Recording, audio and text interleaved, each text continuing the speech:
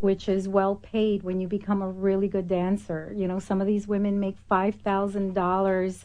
You ever try to get any of those bucks into that belt that they wear? You need a goddamn crowbar to move that away. They're so protected there. I broke a nail trying to get a $1 bill in that. So, you know, it was with my family too. It was safe. It was all safe. Yeah. But Carmen, have you seen the Russian girl who's working at Yamas now? Yes. A tall girl. She was trained in classical ballet in Russia, and she does about every possible move with the body I could imagine. And that is such an inspiration to people to get their whole body moving. I mean, we walk around as if we're just our thoughts, and we forget to engage all the blessings we've been given in our body, our mind, our soul, and it's just wonderful to see all these things integrated joyfully. Yeah. And belly dancing is probably one of the most misunderstood art forms in the world because of the fact that it's feminine, it's sensual, and women show a certain part of their body.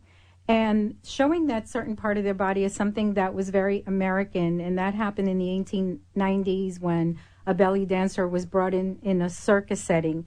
And so the word belly dancing is a very American word. Once you get into the world, you discover this amazing world. For example, most real belly dancers will not really dance in a restaurant unless it's, you know, high class and they get paid very well. In general, putting the money in their bras and in their, you know, for example, in the Arab culture, that's inappropriate. But it's a very American way, and women, you know, the way I tell them, they feel terrible sometimes having to go out to the restaurants and do that.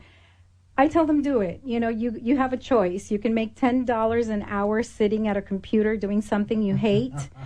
Or you do the best that you can to deal with that aspect of it, knowing who you are, staying centered. I felt that they didn't make a lot of money, so I was being a musician and working for people like that in entertainment. Yes. I think that you should always tip an entertainer. Absolutely, and the tip is appropriate, but it's the touching of putting in their belts and in their bras that really isn't something that we would love for it to end. But the women, like the musicians, they get tipped. They have a tip jar, and you put the money in their tip jar. You don't go into the musician and, hey, Papi, let me put it in your shirt. I've seen some of them do that, but no, you don't. Right. And the other thing is, you as a musician, it's like you're going to age, your body's going to change, but your guitar, you're an artist, and you practice every day, and that guitar gets better and better, and and I am not going to look at you as like, oh, well, now he has a pot belly or whatever. It's your art. It's your guitar. Now, as a belly dancer, this is an art. We work really, really hard, hour after hour, 7 days a week, to perfect this art. But if we get older and we have a belly, it's, oh, she's fat. People stay on the outside. It's difficult. They don't it's take the difficult. time to understand the art if I used form. an old saxophone that wasn't working well anymore, I wouldn't sound so good. Unfortunately, in dance, your instrument is your body. So not necessarily. In certain dances, yes. I'm saying professionally, I guess I'm thinking right. more so for than entertainment, for fun, you do whatever you want. Right, for entertainment purposes. But in the art form, in the theater, it has nothing to do with your body. And I was going to add to that, I guess for me, because I've been in dance since I was a very young girl, and I know it's the feeling, the movement, the choreography, the expression. The all that is like so important. So when I watch someone dance, I don't even see their body. Exactly. So when I've been to some places and friends said to me, oh my God, she's a belly dancer, but she's fat. And I'm like, really? I'm like, she's awesome. Because I'm seeing the dance, I'm feeling it from that person. So it's amazing if you look at it as it really truly is an art. And it's not about the body, it's how they move and how you can see them feel it.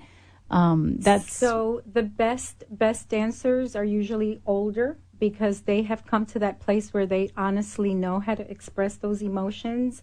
They have practiced their art forever, and you can't see them on the streets. You can't see them in the restaurants. They're more seasoned at what they do. They have a lot more experience. They are pure artists, and those you get to see in the theaters. Those, we have this awesome community, and we are constantly doing shows, and that's where you get to see the dance. It's not about the woman's shape or age. I also think that as you age a little bit, you start to get into the mindset that the older you are, the more everyone else can go screw themselves. And I'm going to go ahead and dance and be however the hell I want to be. And if you don't like it, well, that's just too damn bad.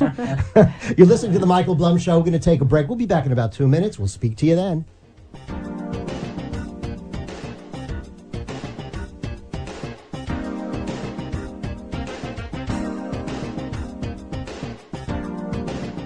Most people put off dental work until the last possible moment. You know, long work days, daily commitments, and even costs can be challenging to your dental